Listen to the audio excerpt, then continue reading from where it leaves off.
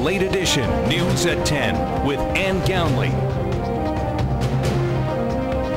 Sports with Beth Mensinger. And meteorologist Joe Garbachik.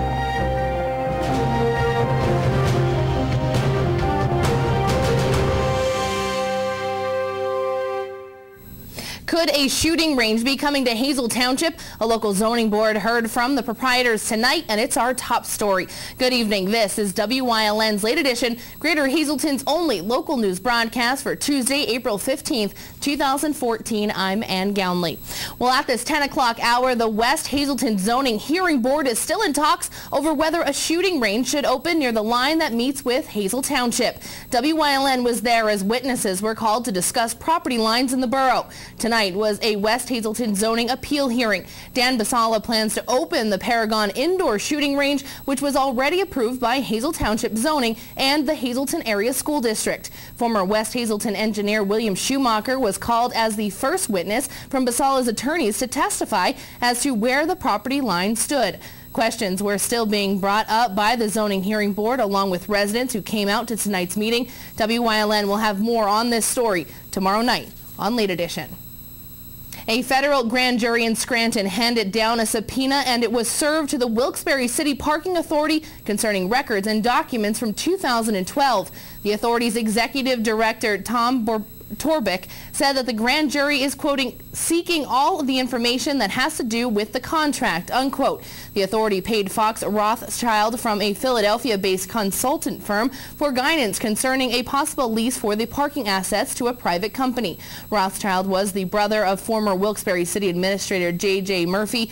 Torbick said that they will comply with the request for records and added that no individuals have been personally served with a subpoena. A late-night fire in Wilkes-Barre has claimed the life of a woman.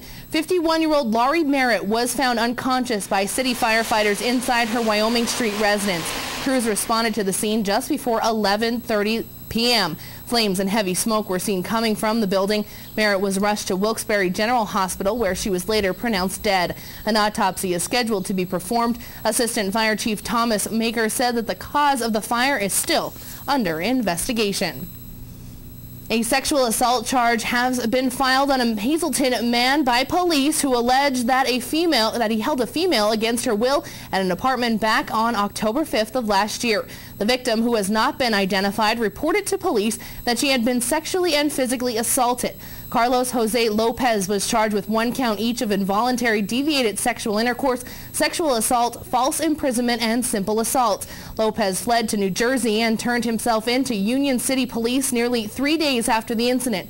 Hazelton City detectives attempted to extradite Lopez back to Pennsylvania on October 23rd, but were unable to do so until similar charges on Lopez's were disposed of in New Jersey. Today, Lopez was brought back to Pennsylvania and arraigned at District Magistrate James Dixon's office. Dixon set bail at $100,000 straight cash. Tonight, Lopez is behind bars at the Luzerne County Prison. A passenger in a car pulled over for a traffic stop in Beaver Meadows just before 10 p.m. last night admitted that he was an illegal immigrant. Police Chief Mike Marisi cited the driver, 28-year-old Juan Carlos Semta Perez of Mahanoy City, for speeding on Broad Street in the borough.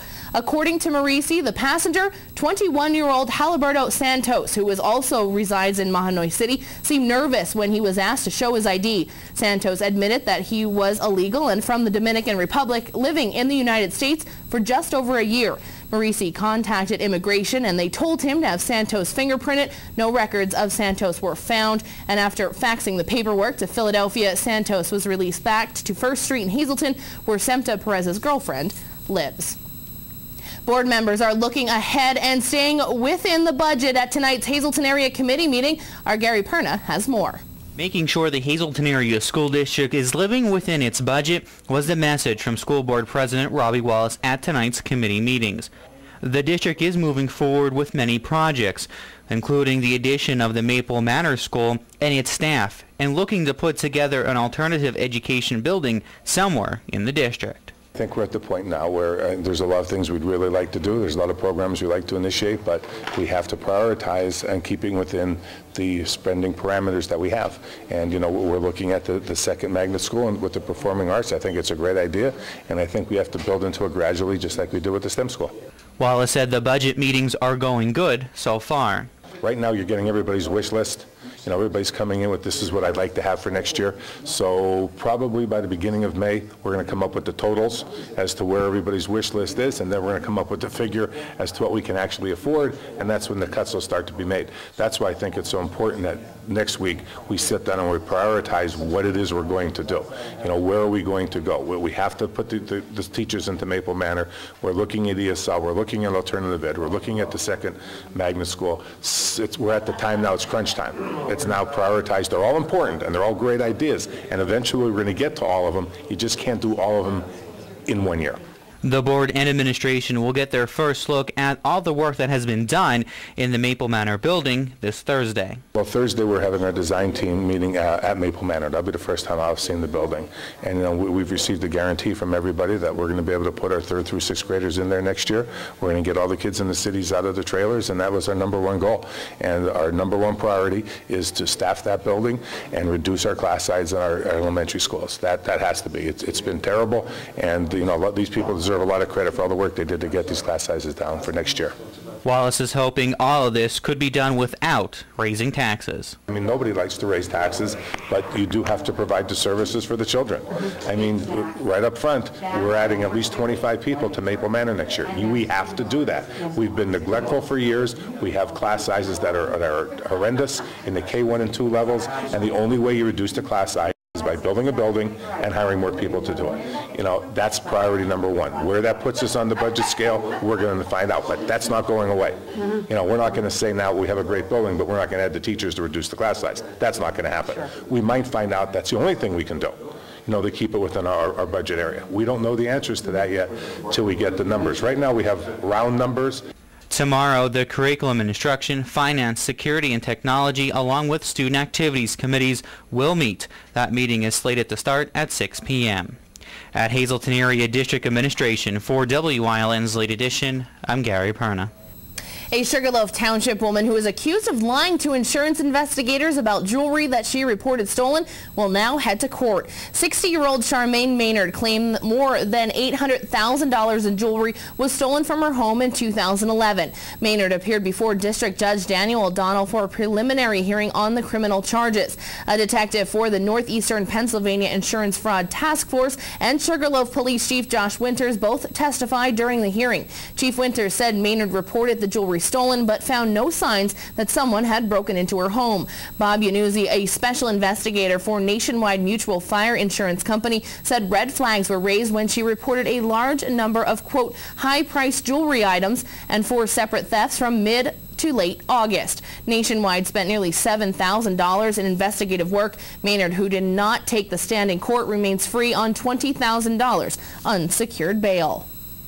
The Schuylkill County Sheriff's Office will not be providing round-the-clock security at the courthouse due to the investigation into the Clerk of Courts. Stephen Lukács will be resigning on Thursday as the Clerk of Courts in the wake of investigations into misuse of county money. Sheriff Joseph Grudy stated that he will not have his deputies waste taxpayers' money on sitting around in a dead office. Chief County Detective Dorothy Malik said last week that county detectives and deputy sheriffs would provide security to prevent Lukács from possibly destroying evidence. Sheriff Grudy said that the courthouse security is his responsibility and that no one will stand guard at the office unless he gives the orders. It is not known at this time when Lukács needs to surrender his security card for the building. A road rage case is set to go to trial. 22-year-old Lorenzo Burgos of Plymouth appeared in court on Monday to face allegations that he fatally struck and killed a man on August 14th on Main Street in Plymouth. Prosecutors state that Burgos killed 42-year-old Fred Clayman after being told to slow down his vehicle. Burgos drove off and came back minutes later and intentionally swerved to hit the victim. Burgos faces criminal homicide charges, recklessly endangering another person, and reckless driving. He will be scheduled for a formal arraignment in county court. Luzerne County Manager Robert Lawton is fighting back on allegations of financial mismanagement. Lawton stated that an audit of the 2012 records showed the failure to properly balance the budget, which led to a $7.4 million deficit. Lawton was hired by the county in 2012 and said that his administration had not prepared the budget. He also pointed out that a significant number of planned layoffs did not take place until March of 2012. Council Chairman Rick Morelli asked Lawton to prepare monthly numbers and a summary of the county's finances to be reviewed at each council meeting. Morelli would like council to also take responsibility for the county along with the manager. A new law has been issued to further protect the children of Pennsylvania from child abuse. Today, Governor Tom Corbett signed into law 4 pieces of legislation. The new laws further define the job of mandatory reporters, expanding the reporting process. It also states that there will be an increase in penalties for those who fail to report child abuse. Anyone who files a report will be protected from employment discrimination. The most sought-after voting demographic in the United States got a lesson in the importance of voting this morning at the Hazleton Area High School. The Pennsylvania Secretary of the Commonwealth, Carol Achel, spoke with seniors enrolled in government classes at the Hazleton Area High School this morning. Achel was able to reach out and talk with them about how important it is to get out and vote. Achel has been visiting schools throughout the Commonwealth since she was selected as secretary. So far, she believes she has spoken with students at nearly 100 schools across the Commonwealth. The students that I've talked to all across Pennsylvania are well informed. I think their civics classes are going well and they ask very informed questions. I will tell you the most interesting question that I've had so far was in State College, and a young man, after a lot of questions about photo ID and immigration law, and they even asked me about medical marijuana. Then this one young man stands up and he says, "Secretary Achel, I would just like to ask you if you've ever laid your political career on the line for something you believed in." And I said I had. Achel also spoke about the voter ID law, which has been at a standstill for the past 2 years in litigation. Voters may be asked to show ID, but they are not required by law. There's a lot of merit going into the 21st century that photo IDs, like it or not, are going to be part of our everyday life. Achel explained to the students that other states have implemented the voter ID law, and it has been successful. We think the program here in Pennsylvania would be particularly successful because we're offering free photo IDs to anyone who needs one. The same requirements that you need to register to vote: your last name, first name, date of birth, last 4 digits of your social security number. It's right on your voter registration form. If you take that same information to any PennDOT photo center in Pennsylvania, you get a free ID. High school principal Rocco Patrone says having Secretary Achel in the school today speaks volumes, and he hopes the students will walk away with how important these issues of voting really are. Our first goal is to get the students to understand that government is such a big part of their life, and whether it's local government, government on a state level, government on the national level. The fact that we can bring here the Secretary of the Commonwealth into our school, I think is going to speak volumes of the importance of getting involved with your community, getting involved with voting. You, as a people, get to choose who represents you in office. So I'm hoping that Madam Secretary can get that point across to students, and they leave here with more enthusiasm and more apt to become involved when they're of the age to vote. Secretary Achel tells us that she hopes students that she spoke with today that aren't registered to vote will head out immediately to sign up and help elect our next officials here in the Commonwealth of Pennsylvania. Sponsored by State Representative Tara Toohill, the Mobile Veterans Center made its monthly stop outside the Laurel Mall in Hazel Township. Nearly 40 veterans were able to have several questions answered this morning thanks to Joseph May, the Mobile Vet Center counselor. I'd say about 50% of the questions are about VA benefits, what they're entitled to, and the other 50% are VA health care. It's a good balance. We try and answer the questions as best we can. You know, we're not veteran service officers. We refer to veteran service officers in the area depending on where the person lives. We try and give them the best information we can and just make the process a little simpler, and maybe just give them a better answer than just calling some 800 number. The Vet Center makes a stop on the second Tuesday of every month at the Laurel Mall. This is the 3rd year for the center, and May says it's always a big success.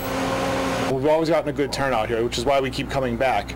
The Mobile Vet Center travels throughout Northeast PA on a daily basis, and we move and go to different places where the veteran population needs us. And Hazleton has been one of the areas that is just continuously shown us month to month to month that we need to be here.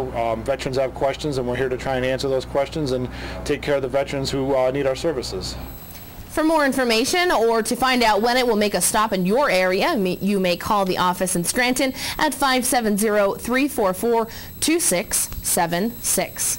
Well, time is running out to get your favorite Easter holiday treats. One local bakery is hard at work preparing orders. We stopped by and talked to the owners of Carmen's Bakery. Our Julie Stefanovich has this story. Easter arrives this Sunday and the rush is on to purchase the traditional Easter pies. The product originates from Italy and includes ingredients such as ham, eggs, sausage, and specialty cheeses.